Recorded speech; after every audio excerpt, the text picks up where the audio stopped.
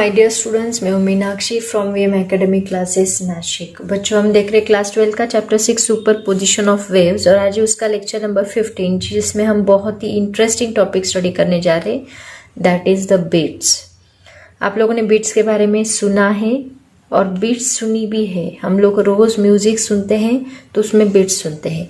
तो मैं आज पहले आपको बीट्स सुनाऊंगी, उसके बाद ये टॉपिक पढ़ाऊंगी।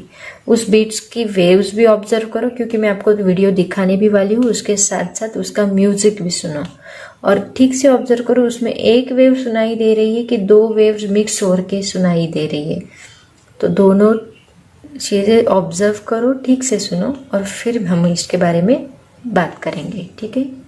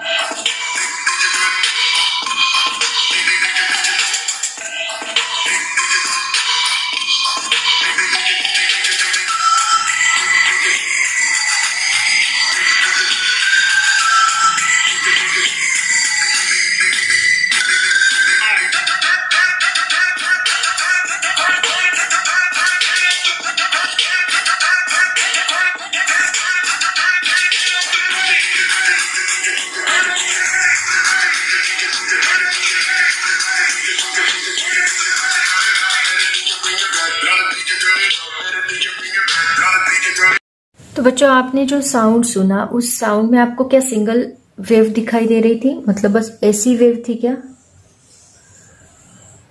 या फिर ऐसी वेव थी, या फिर ऐसी वेव थी? जो साउंड हमने सुना इसमें दो वेव्स आपको मिल रही थी। कैसी वेव आपको मिल रही थी मैं आपको बताती हूँ। जो साउंड हमने सुना उसमें कुछ ऐसी वेव आपको मिल रही थी, वापिस कम, वापिस बड़ा, वापिस कम, वापिस बड़ा, कुछ ऐसी वेव आपको मिल रही थी। मतलब यहाँ पे अगर हम ऑब्जर्व करें तो हमें ये एक वेव मिल रही है, उसके साथ साथ दूसरी वेव भी, मतलब कुछ इस प्रकार वेव हमें मिल रही है। वापिस यहाँ पे एक वेव, यहाँ पे एक वेव, यहाँ पे एक वेव, यहाँ पे एक वेव, यहाँ पे एक वेव। मतलब यहाँ पे अगर हम ऑब्जर्व करें तो हमें दो वेव्स का कॉम्बिनेशन मिल रहा है, राइट ना? दो वेव्स यहाँ पे कंबाइन होके मिल रही है। तो बीट्स का मतलब वही होता है, यहाँ पे दो वेव्स कंबाइन होके, उनका सुपर पोजिशन होके वो जो साउंड हमें मिलता है उसको हम लोग बीट्स कहते हैं। तो पहले हम बीट्स की डेफिनेशन क्या है, उसकी डेफिनेशन से ही आपको क्लियर हो जाएगा कि एग्जैक्टली बीट्स होता क्या है। तो बच्चों इसकी डेफिनेशन देखो क्या है। When there is a superposition of two sound waves having same amplitude but slightly different frequencies traveling in the same direction, the intensity of sound varies periodically with time. This phenomenon is known as production of beats. दो sound waves है, दो sound waves का superposition है, लेकिन उनका amplitude same है but frequencies different है। Frequencies कितनी डिफरेंट होती है वो मैं आपको बताऊंगी। तो देखो मैं आपको डायग्रामेटिकली समझाने की कोशिश करती हूँ। सपोज हमने एक वेव ली यहाँ पे जो एक इंस्ट्रूमेंट से प्रोड्यूस हो रही है, उसकी फ्रीक्वेंसी कुछ इस प्रकार है। फ्रीक्वेंसी का मतलब आपको पता है, देखो number of waves passing in 1 second, उसको हम लोग फ्रीक्वेंसी बोलते हैं। तो ये हो गई एक वेव, ये हो गई दूसरी वेव, ये हो गई तीसरी वेव, ये हो गई चौथी वेव। तो ऐसे टोटल 4 फ्रीक्वेंसी वाली वेव हमने पास की। 1 सेकेंड में 4 वेव्स पास हो रही, तो उसको हम 4 हर्ट्ज बोलते हैं। तो ये एक फ्रीक्वेंसी वाली वेव हमने पास की। एट अ टाइम हमने दूसरी फ्रीक्वेंसी वाली वेव पास की। अब यहाँ पे कंडीशन क्या है कि दोनों का एम्पलीट्यूड जो है वो सेम होना चाहिए।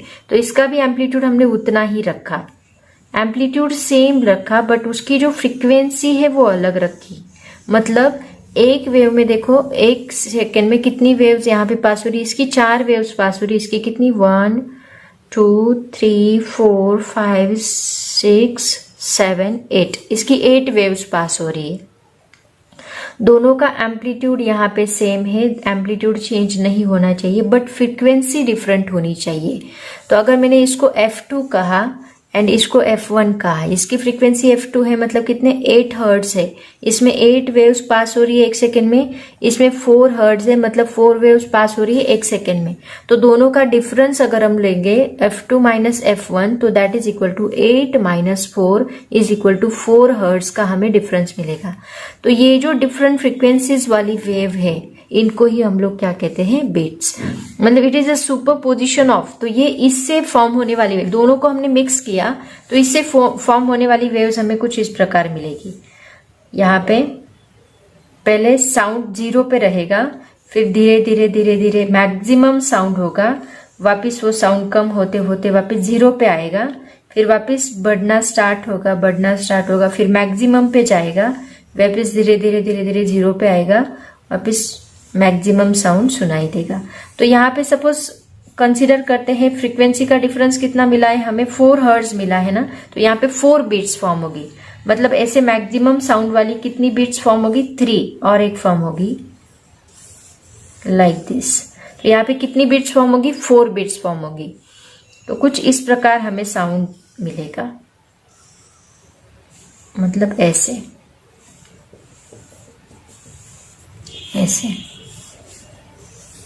कुछ इस प्रकार। तो ये होगी 1 बीट, 2 बीट, 3 बीट, 4 बीट। तो साउंड बढ़ेगा, फिर वापस कम होगा, बढ़ेगा, फिर वापस कम होगा, बढ़ेगा, फिर वापस कम होगा, बढ़ेगा, फिर वापस कम होगा। तो जितना डिफरेंस आ रहा है दोनों की फ्रीक्वेंसी में, उतने बिट्स यहाँ पे फॉर्म हो गए। समझ में आया?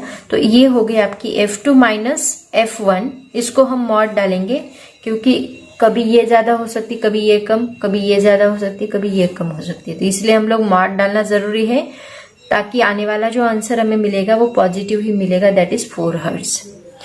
तो ये आपको ये डिफरेंस अलग अलग बुक में अलग अलग मिलेगा। ये डिफरेंस की कंडीशन देखो क्या है, this is F2 minus F1, it should be less than 10 hertz होना चाहिए। ये जो डिफरेंस है ये लेस देन 10 हर्ट्ज हुआ तभी आपको बीट सुनाई देगी। इससे ज्यादा फ्रीक्वेंसी वाली अगर डिफरेंस हो गया तो आपको बीट सुना ही नहीं देगी, मतलब वेरिएशन रहेगा बहुत ज्यादा और उसके बाद सुनाई नहीं देगी। तो इसीलिए ये जो डिफरेंस है ये हमेशा कितना होना चाहिए, लेस देन 10। अभी कोई बुक्स में डीसी पांडे में ये 10 हर्ट्ज दिया है, एचसी वर्मा में 8 हर्ट्ज है, 16 हर्ट्ज है, मतलब अलग अलग बुक्स में ये अलग अलग आपको दिखाई देगा। इसलिए ये जो डिफरेंस अभी आप इतना मान के चलो, F2 minus F1 is less than 10 hertz, but ज्यादा से ज्यादा 10 हर्ट्ज ही आपको दिखाई देगा। तो इसी को हम लोग बीट्स कहते हैं। तो इसकी डेफिनेशन हमने स्टडी कर ली।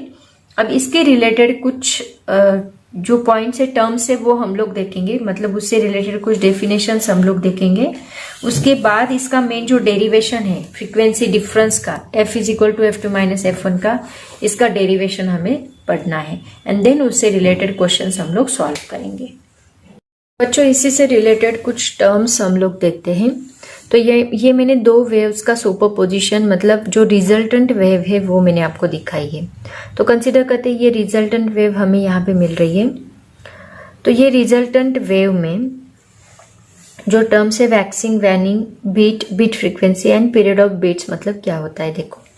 अब अगर आप इस वेव को ऑब्जर्व करोगे तो आपको पता चलेगा यहाँ पे वेव स्टार्ट हुई है, उसके बाद साउंड बढ़ता गया, फिर यहाँ पे हमें मैक्सिमम साउंड सुनाई देता है, वापस कम होता है, वापस कहाँ पे आता है, 0 पे, वापस बढ़ता है, फिर मैक्सिमम साउंड सुनाई देता है, फिर 0 पे आता है, मैक्सिमम देन 0, जैसे नोड एंटी नोड फॉर्म होते हैं उसी तरह।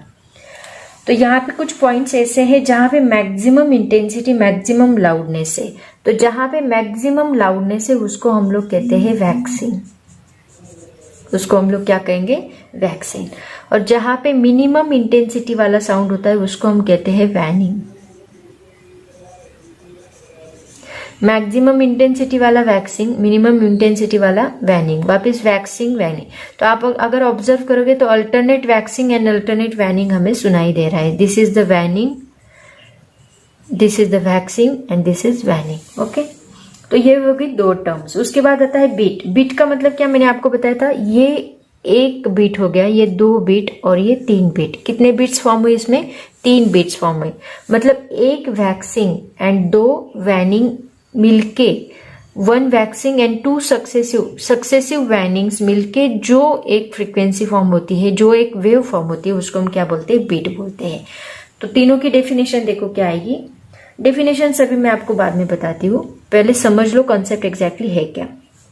तो वैक्सिंग मतलब maximum loudness, maximum intensity sound. Waning मतलब मिनिमम इंटेंसिटी साउंड। बीट मतलब 1 वैक्सिंग एंड और successive wanings wave form called as beat. Then beat frequency मतलब क्या? 1 सेकेंड में number of beats passing in 1 second. 1 second में कितने beats पास हो रहे उसको हम कहेंगे बीट फ्रीक्वेंसी। जैसे कि इसमें 3 बीट्स फॉर्म हो रहे तो बीट फ्रीक्वेंसी क्या रहेगी? 3 हर्ट्ज रहेगी। 1 2 3 3 बीट्स फॉर्म पास हो रहे मतलब 3 हर्ट्ज। उसके बाद आता है period of beats. Period of beats मतलब ये 2 वैनिंग के लिए जो टाइम लगेगा उसको हम बोलेंगे टाइम पीरियड। या फिर 2 वैक्सीन, ये एक वैक्सीन हो गया, ये एक वैक्सीन, 2 वैक्सीन के बीच में जो टाइम लगेगा उसको हम कहेंगे time period. Time required to complete 1 successive waxing और successive waning called as period of beats. Okay, तो ये ऐसे अलग अलग डेफिनेशंस और उससे रिलेटेड कॉन्सेप्ट्स मैंने आपको बताइए। इसकी प्रॉपर डेफिनेशंस अभी मैं आपको बताती हूँ, जो आपके नोट्स में ऑलरेडी दी है। तो उसकी प्रॉपर डेफिनेशंस देखो क्या आएगी। तो सबसे पहली डेफिनेशन देखो, वैक्सिंग मतलब क्या होता है? मैक्सिमम इंटेंसिटी और loudness of sound due to superposition of 2 sound waves is called waxing. बहुत ही सिंपल डेफिनेशन है। सेकेंड डेफिनेशन है वैनिंग की, minimum intensity of sound due to superposition of 2 sound waves is called waning. Third definition है beat. Beat मतलब होता है 1 waxing and successive waning together constitute 1 beat, जैसे कि मैंने ऑलरेडी आपको बताया। फोर्थ डेफिनेशन है beat frequency. The number of beats heard in per second is called beat frequency. Next definition है time period. Period of beats की मतलब time interval between 2 successive waxing और 2 successive waning is called period of beats. तो बहुत ही simple definition है। अब इसके बाद हम लोग देखेंगे इसका डेरिवेशन। ओके बच्चों, अभी नेक्स्ट पॉइंट देखते हैं, expression for beat frequency. Beat frequency मतलब क्या? जैसे मैंने आपको बताया f इज इक्वल टू क्या होता है? f2 माइनस f1 बोल सकते हैं या फिर f1 माइनस f2 बोल सकते हैं। मतलब 2 फ्रीक्वेंसी, 2 वेव्स की जो फ्रीक्वेंसी होती है उनके बीच का डिफरेंस, उसको हम बोलते हैं बीट फ्रीक्वेंसी।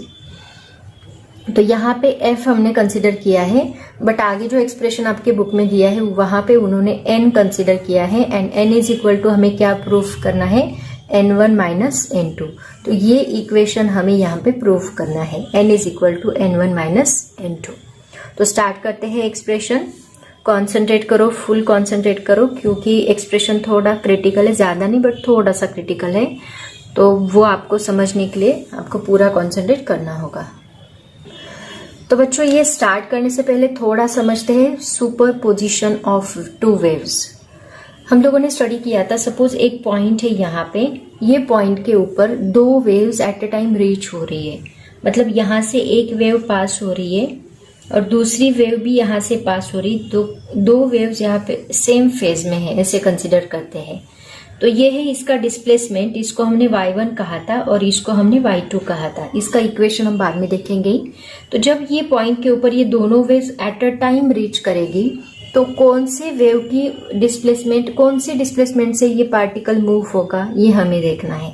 तो हमने देखा है कि सुपरपोजिशन ऑफ 2 वेव्स में क्या होता है कि ये जो पार्टिकल है ये इस वेव का भी डिस्प्लेसमेंट लेता है, इस वेव का भी डिस्प्लेसमेंट लेता है, मतलब y1 भी लेता है एंड y2 भी लेता है, और मैक्सिमम एम्पलीट्यूड से वो वाइब्रेट होता है। मतलब इसका जो एम्पलीट्यूड रहेगा, सपोज इसको हमने x नाम दिया, x पार्टिकल का, उसका जो डिस्प्लेसमेंट रहेगा वो कितना रहेगा, y is equal to y1 plus y2 according to principle of superposition. Already हम लोगों ने ये स्टडी किया है।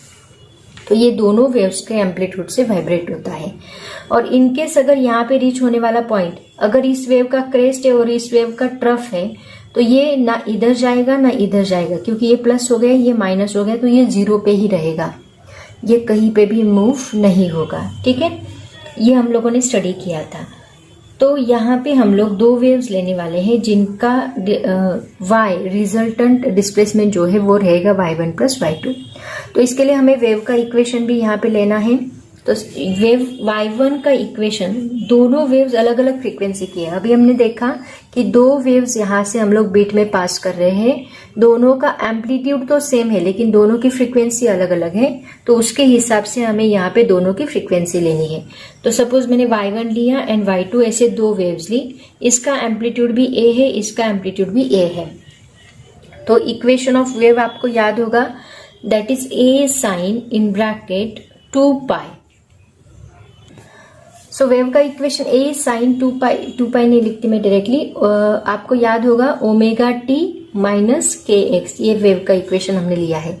अब यहाँ पे मैंने बोला फ्रीक्वेंसी अलग है, तो यहाँ पे ओमेगा 1 हमें लेना पड़ेगा, टाइम एज इट इज रहेगा, एंड k1 लेना पड़ेगा।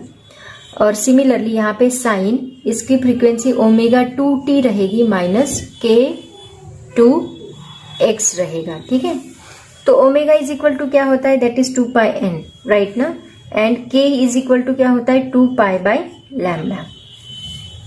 अभी यहाँ पे फ्रीक्वेंसी अलग है तो मतलब वेवलेंथ अलग रहेगी, सो उसकी वजह से k भी अलग रहेगा। ठीक है, तो अभी मैं y1 क्या लूंगी, y1 is equal to a sine omega 1 की जगह पे हम 2 पाई n1 पुट करेंगे, 2 पाई n1 माइनस k1 की जगह पे हम लोग 2 pi by lambda 1 x put करेंगे। ठीक है, सिमिलरली y2 की जगह पे हम लोग a sine 2 pi n2 put करेंगे, सॉरी यहाँ पे t रह गया, t n2 t पुट करेंगे into minus 2 pi by lambda 2 into x रहेगा। ठीक है, अब देखो इन दोनों में से 2 पाई कॉमन निकल सकता है, तो अगर हमने 2 पाई कॉमन निकाला तो हमें इक्वेशन क्या मिला, आपके बुक में जो इक्वेशन दिया है अभी मैं वो बताने जा रही हूँ आपको। a साइन, यहाँ पे मैंने 2 पाई कॉमन लिया तो 2 पाई ब्रैकेट में क्या बचेगा, यहाँ पे n1t रहेगा माइनस यहाँ का 2 पाई बाहर गया तो यहाँ पे x डिवाइड बाय लैम्डा 1 रहेगा। ठीक है, ये हुआ equation of wave for first wave. Second wave के लिए क्या इक्वेशन बनेगा, y2 is equal to a sine, यहाँ पे भी 2 पाई कॉमन निकालो, ब्रैकेट में रहेगा n2t minus x divide by lambda 2। ये इक्वेशन सेकेंड वेव के लिए रहेगा। तो आपके बुक में डायरेक्टली ये इक्वेशन दिया है, बट एक्चुअल में आपको याद होगा SHM का फॉर्मूला, उसका यूज करके हमने इक्वेशन ऑफ वेव निकाला था, तो वही इक्वेशन ऑफ वेव मैंने आगे कंटिन्यू कैसे लाया है वो बताया है। ठीक है, तो ये बेसिक बातें आपको पता होनी चाहिए। अभी यहाँ पे हम लोग फॉर सिंप्लिसिटी, हम लोग लिसनर की सिंप्लिसिटी के लिए x इज इक्वल टू हम लोग 0 मान के चलते हैं, जो x है वो 0 है ऐसे कंसिडर करके चलते हैं। तो अगर यहाँ पे हमने x is equal to 0 put किया ताकि हमें आगे जाके इक्वेशन भी इजीली फाइंड आउट करते आएगा, वो अगर हमने 0 पुट किया तो हमें यहाँ पे 0 मिलेगा एंड यहाँ पे भी हमें क्या मिलेगा 0। तो ये पूरा इक्वेशन यहाँ पे 0 बन जाएगा, ये पूरा इक्वेशन यहाँ पे 0 बनेगा, बस 2 pi n1t and 2 pi n2t हमें मिलेगा। सो y1 इज इक्वल टू हमें क्या मिलेगा यहाँ पे a साइन 2 पाई n1t, ये तो पूरा 0 बन गया, and y2 is equal to a sine 2 pi n2t। ठीक है, सिंप्लिसिटी के लिए हमने x इज इक्वल टू 0 लिया है। अब आगे देखो, हमने देखा प्रिंसिपल ऑफ सुपरपोजिशन क्या होता है, हमें रिजल्टेंट डिस्प्लेसमेंट निकालना है, तो y इज इक्वल टू हमें क्या मिलेगा, y1 प्लस y2 मिलेगा। सो इज इक्वल टू दोनों को ये इक्वेशन पुट कर दो, a साइन यहाँ पे हमें मिलेगा 2 pi n1t plus a sine 2 pi n2t, दोनों का इक्वेशन हमने पुट किया। ठीक है, तो इन दोनों में से a कॉमन निकल सकता है। सो y इज इक्वल टू, अगर हमने a कॉमन निकाला तो ब्रैकेट में क्या बचेगा, sine 2πn1t plus sine 2πn2t, bracket complete. अब यहाँ पे देखो आपको फॉर्मूला याद होगा साइन c प्लस डी का, ट्रिग्नोमेट्री में हमने यूज किया है। Sine c plus sine d का फॉर्मूला क्या है, 2 sine c plus d divide by 2 into cos c minus d divide by 2। ये फॉर्मूला हम लोग यहाँ पे अप्लाई करेंगे। तो c की जगह पे 2πn1t है एंड d की जगह 2πn2t है। सो y इज इक्वल टू हमें मिलेगा a इंटू 2, ये 2 साइन c प्लस d मतलब 2πn1t plus 2πn2t divide by 2 into cos 2πn1t minus 2πn2t divide by 2। दोनों में से क्या कॉमन निकल सकता है, 2πn1 2πt कॉमन निकल सकता है। तो दोनों में से निकालो common. y is equal to, ये 2 हम लोग आगे लेंगे, 2a into sine in bracket, यहाँ 2πt कॉमन निकालो, ब्रैकेट में रहेगा n1 plus n2 divide by 2, bracket complete. ठीक है। सिमिलरली यहाँ पे इंटू कॉस, दोनों में से 2πt कॉमन निकल सकता है, 2πt in bracket n1 minus n2 divide by 2। तो बच्चों अगर आपको याद होगा स्टेशनरी वेव का फॉर्मूला, तो इसी फॉर्म में स्टेशनरी वेव का हमें फॉर्मूला मिला था। यहाँ पे हम थोड़ा सा रीअरेंज करते हैं टर्म्स को, कॉस को पहले लेते हैं, साइन को पहले बाद में लेते हैं। तो 2a इंटू कॉस, ये जो हमें मिला है ये एम्पलीट्यूड होता है और इसमें n1 plus m2 divide by 2 ये क्या होती है, फ्रीक्वेंसी होती है। तो सिंप्लिसिटी के लिए हम लोग क्या करेंगे, ये कॉस पहले लेंगे ताकि हमें एम्पलीट्यूड मिलेगा। 2a कॉस, ये पूरा आपको एम्पलीट्यूड मिलेगा, ये पूरा हमें क्या देता है, एम्पलीट्यूड। इसके लिए स्टेशनरी वेव का जो इक्वेशन हमने फॉर्म किया उसमें आपको याद होगा, तो उससे वापिस एक बार देखो अगर आपको याद नहीं आ रहा तो यहाँ पे मैं लिखती हूँ y इज इक्वल टू, ये 2a लिखती हूँ, उसके बाद ये cos 2π t into n1 minus n2 divide by 2, bracket complete. और उसके बाद हम लिखते हैं sine 2π t into n1 plus n2 divide by 2, bracket complete. तो ये जो फॉर्मूला है ये है इक्वेशन ऑफ वेव। इसमें ये 2a cos 2πt n1 minus n2t जो है ये हमें देते हैं एम्पलीट्यूड, मतलब this is equal to a हम लोग कंसिडर कर सकते हैं। और ये जो है यहाँ पे ये फ्रीक्वेंसी चेंज करने के लिए n1 plus n2 divide by 2 जो है ये हमें फ्रीक्वेंसी देता है। ठीक है। तो एम्पलीट्यूड चेंज करना हो तो हमें ये लेना है, और अगर फ्रीक्वेंसी है तो उसके लिए हमें ये साइन का इक्वेशन कंसिडर करना है। तो आगे देखो हम क्या करेंगे, इसको मैं रफ करती हूँ, पहले आप इसको नोट डाउन कर लो, इक्वेशन बड़ा है उसके लिए मुझे ये रफ करना ही पड़ेगा। तो जैसे कि मैंने आपको बताया, ये जो 2a into cos 2πt in bracket n1 minus n2 divide by 2, ये जो है ये हमें देता है एम्पलीट्यूड। तो इसके लिए हम लोग कैपिटल A कंसिडर करेंगे, सॉरी दिख नहीं रहा, तो इसके लिए हम लोग कैपिटल A मतलब एम्पलीट्यूड का A कंसिडर करेंगे। एंड साइन, ये जो फ्रीक्वेंसी है n1 plus n2 divide by 2, n1 plus n2 divide by 2, इसके लिए हम लोग सिंगल n कंसिडर करेंगे। तो ये अगर हमने दोनों वैल्यूज इस इक्वेशन में पुट की तो हमें क्या मिलता है, y इज इक्वल टू, इस होल इक्वेशन की जगह पे हम लोग a पुट करेंगे, a इंटू इसकी जगह पे साइन एज इट इज रहेगा, sine 2πt into n1 plus m2 की जगह पे ये n पुट करेंगे, मतलब हमें इक्वेशन मिलेगा 2πt इंटू n या फिर 2πn इंटू t। तो ये जो फॉर्मूला हमें मिला है ये दोनों वेव्स कंबाइन करके, मतलब ये दो वेव्स जहां पे हमें ऐसी वेव मिली थी, आपको याद होगा रिजल्टेंट वेव आपको याद होगी, ऐसी वेव हमें मिली थी, कुछ इस प्रकार वेव मिली थी। तो ये जो नई वेव है यहाँ पे रिजल्टेंट वेव, तो इस वेव का इक्वेशन हमें क्या मिला है, ये वाला इक्वेशन मिला है। ये इस वेव का इक्वेशन है, अभी तक हमने इसका फ्रीक्वेंसी का फॉर्मूला नहीं निकाला, हमें बीट फ्रीक्वेंसी चाहिए। अभी हमें क्या मिला है, इस वेव का इक्वेशन मिला है, तो इसका यूज करके अभी हम लोग क्या निकालेंगे, बीट फ्रीक्वेंसी निकालेंगे। ठीक है, तो सबसे पहले तो आप ये नोट डाउन कर लो, उसके बाद में आपको बीट फ्रीक्वेंसी का, अभी तक हमारा इक्वेशन खत्म नहीं हुआ, इसमें दोनों केसेस हमें निकालनी है, मैक्सिमा की भी और मिनिमा की भी। तो पहले तो आप ये इक्वेशन निकाल लो, पॉज करके पूरा लिख लो, उसके बाद में आपको बीट फ्रीक्वेंसी का फॉर्मूला बताती हूँ। तो बच्चों अभी यहाँ पे हम लोग दो केसेस स्टडी करेंगे बीट फ्रीक्वेंसी स्टडी करने के लिए। पहले तो हम लोग वैक्सिंग के लिए एंड उसके बाद वैनिंग के लिए फॉर्मूला डिराइव करेंगे।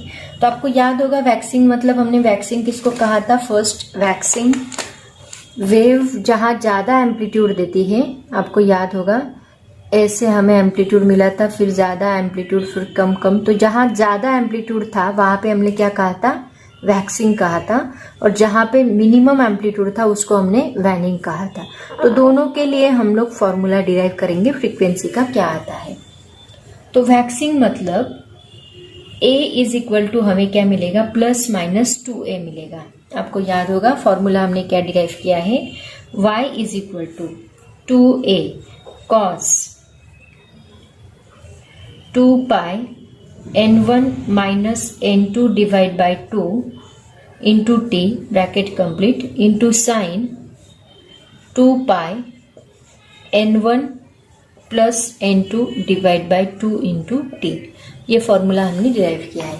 तो इसमें जो ये 2 cos ये पूरा एम्पलीट्यूड है, तो जब यहाँ पे एम्पलीट्यूड मैक्सिमम होगा तो cos की पूरी वैल्यू क्या होगी, 1 होगी, राइट ना। अगर एम्पलीट्यूड मैक्सिमम होगा तो cos इज इक्वल टू होगा 1। अगर cos इज इक्वल टू 0 मिला तो इसका मतलब एम्पलीट्यूड क्या रहेगा, 0 रहेगा, ऐसे उसका मीनिंग है। तो यहाँ पे ये एम्पलीट्यूड मैक्सिमम कब होगा, जब +-2A।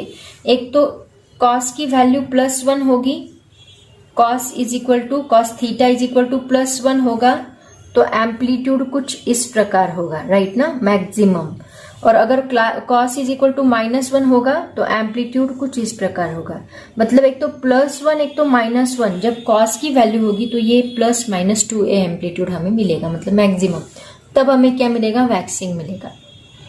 लेकिन अगर cos theta is equal to 0 है तो ये पूरा 2A इंटू ये जो टर्म है ये पूरा 0 मिलेगा। मतलब एक तो यहाँ पे आपका पार्टिकल रहेगा, एक तो वैनिंग पे मतलब 0 पे आपका पार्टिकल रहेगा। ठीक है, ये कब पॉसिबल है, जब cos 0 रहेगा, 2A इंटू ये भी क्या रहेगा, 0 रहेगा। तो ये पूरा टर्म हमें क्या दे रहा है, एम्पलीट्यूड दे रहा है। अगर A is equal to +-2A तो ये पूरा टर्म इज इक्वल टू क्या है, +-2A। तो हम यहाँ पे लिखेंगे 2A into cos 2 pi n1 minus n2 divide by 2 into t। ये पूरा टर्म इज इक्वल टू क्या है, +-2A है। ठीक है, क्योंकि A की जगह पे हमने ये पूरा टर्म लिखा, इसके पहले हमने लिखा था this term is equal to A।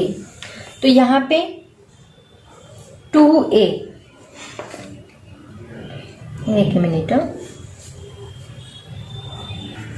सो इधर 2A एंड 2A दोनों कैंसिल होंगे और हमें क्या मिलेगा, cos 2 pi n1 minus n2 divide by 2 into t is equal to +-1। अब सोचो cos की वैल्यू +-1 कौन से एंगल्स पे हमें मिलते हैं, थीटा इज इक्वल टू 0 रहा, ये थीटा है पूरा, यहाँ पे थीटा इज इक्वल टू 0 रहा तो हमें +1 मिलता है। थीटा इज इक्वल टू 180 रहा तो हमें -1 मिलता है। अगर 2 पाई रहा तो +1 मिलता है, अगर 3 पाई रहा तो -1 मिलता है, एंड सो ऑन। मतलब थीटा की वैल्यू जब 0 पाई 2 पाई 3 पाई रहेगी तब आपको +-1 मिलेगा। मतलब ये जो एंगल है ये थीटा की जगह पे हम ये पूरा एंगल लिखेंगे। जब 2 pi into n1 minus n2 divide by 2 into t जब 0 रहेगा तब आपको +1 या -1, 0 पाई 2 पाई 3 पाई रहेगा तब आपको +1 या -1 वैल्यू मिलेगी। ठीक है, तो इसका मतलब अभी सपोज हम लोग एक एंगल के लिए निकालते हैं, सपोज 0 नहीं, मैं पाई लेती हूँ, अगर 0 डिवाइड बाय एनीथिंग किया तो हमें 0 ही मिलेगा। तो किसी भी एक एंगल के लिए हम लोग टाइम निकालते हैं, तो कंसिडर करते हैं 2 pi n1 minus n2 divide by t is divide by 2 is into T is equal to pi हमने कंसिडर किया। ठीक है, अब हमें t निकालना है, टाइम निकालना है, क्योंकि हमें यहाँ पे फ्रीक्वेंसी निकालनी है। फ्रीक्वेंसी का फॉर्मूला होता है 1 डिवाइड बाय टी। तो जब आप टाइम निकालोगे तो आपको फ्रीक्वेंसी मिलेगी, क्योंकि n1 माइनस n2 हमें यहाँ पे प्रूफ करना है। तो पहले हम टाइम निकालते हैं। टाइम निकालने के लिए सभी टर्म्स को आपको इधर शिफ्ट करना होगा। तो t इज इक्वल टू आपको क्या मिलेगा, ये पाई एज इट इज रहेगा इनटू ये जो डिवाइड बाय टर्म्स है वो इस साइड आके मल्टीप्लाई होगी, जो मल्टीप्लाई है इस साइड आके डिवाइड होगी। तो ये 2 ऊपर आएगा divide by n1 minus n2 into ये 2 पाई भी 1 डिवाइड बाय 2 पाई बनेगा। ठीक है, तो इसमें ये 2 गेट कैंसिल होगा, पाई गेट कैंसिल होगा, और आपको आंसर क्या मिलेगा, 1 divide by n1 minus n2, ये आंसर मिलेगा। ठीक है, ये सिंगल पाई के लिए। अगर यहाँ पे 2 पाई होता तो यहाँ पे हमें 2 divide by n1 minus n2 मिलता। अगर 3 पाई होता तो 3 divide by n1 minus n2 मिलता। इसका मतलब हमें t की वैल्यूज हमें यहाँ पे क्या मिलेगी, देखो t इज इक्वल टू हमें मिलेगा एक तो 0 कॉमा, अगर पाई रहा तो हमें मिलेगा 1 divide by n1 minus n2, अगर 2 पाई रहा तो हमें मिलेगा 2 divide by n1 minus n2, अगर 3 पाई रहा तो हमें मिलेगा 3 divide by n1 minus n2।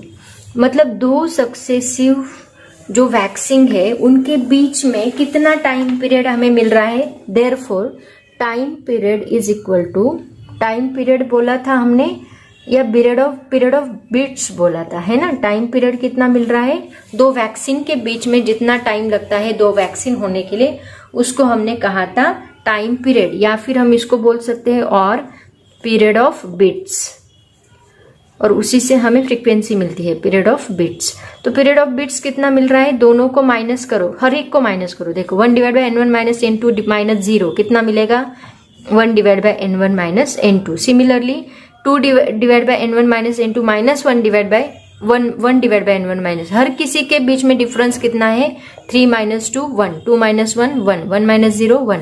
इसका मतलब 1 divide by n1 minus n2 हर एक के बीच में डिफरेंस है। तो हमें टाइम पीरियड कितना मिल रहा है, 1 divide by n1 minus n2। Therefore beat frequency is equal to क्या होता है, बिट फ्रीक्वेंसी मतलब हम लेते हैं n इज इक्वल टू क्या होता है, बिट फ्रीक्वेंसी को डेफिनेशन को याद करो, मैंने बताया था it is time required to complete one oscillation, मतलब 1 डिवाइड बाय टाइम पीरियड होता है। Okay, 1 divide by T, 1 divide by T ये वैल्यू डाल दो, कितना मिलेगा, n is equal to 1 divide by n1 minus n2।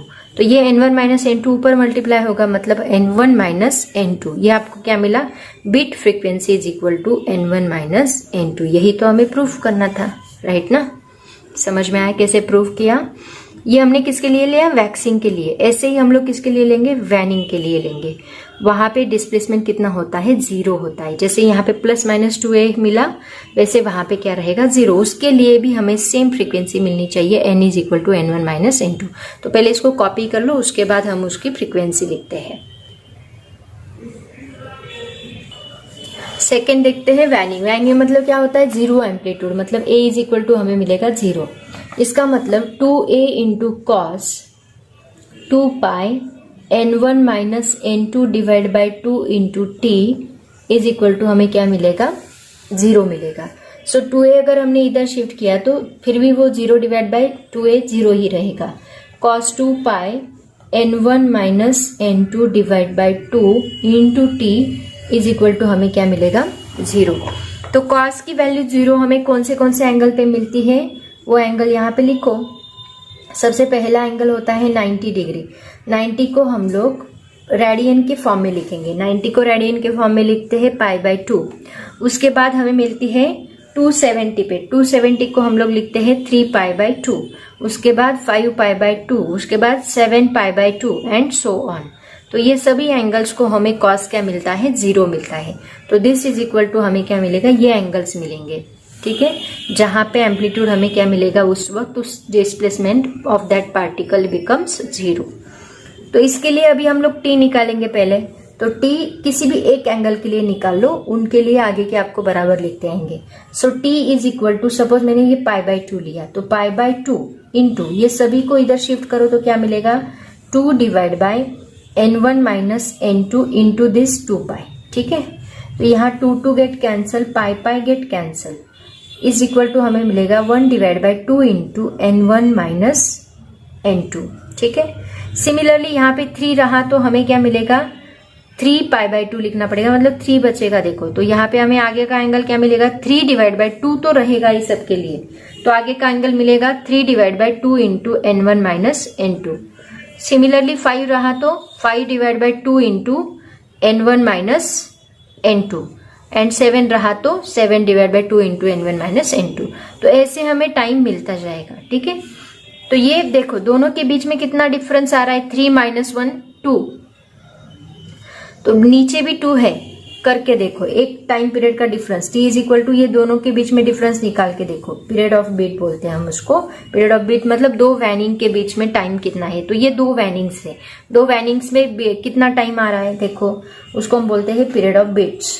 तो period of beats is equal to कितना मिलेगा, इनका डिफरेंस करके देखो, 3 divide by 2 into n1 minus n2 minus 1 divide by 2 into n1 minus n2, कितना आता है 3 minus 1 2 divide by 2 into n1 minus n2, मतलब उतना ही आया है, 2 get cancel, 1 divide by n1 minus n2। ये हमें क्या मिला, पीरियड ऑफ बीट्स, जो कि हम लेते हैं capital T. And frequency, beat frequency n is equal to क्या मिलेगा, फिर बीट फ्रीक्वेंसी, ये सब डिटेल एक्सप्लेनेशन लिखते जाओ। बीट फ्रीक्वेंसी जिसको हम बोलते हैं n, वो कितना मिलना चाहिए, वापिस n1 माइनस n2 मिलना चाहिए वैनिंग के लिए। सो n इज इक्वल टू हमें मिलेगा 1 डिवाइड बाय t। फ्रीक्वेंसी का फॉर्मूला होता है number of oscillations passing in 1 second, that means 1 divide by t। 1 divide by t मतलब 1 divide by n1 minus n2, तो ये 1 माइनस n2 ऊपर मल्टीप्लाई होगा, n1 माइनस n2 मिलेगा। So n is equal to हमें मिलता है n1 minus n2। So the frequency of resultant wave is equal to क्या होता है, difference between 2 frequencies of the individual wave.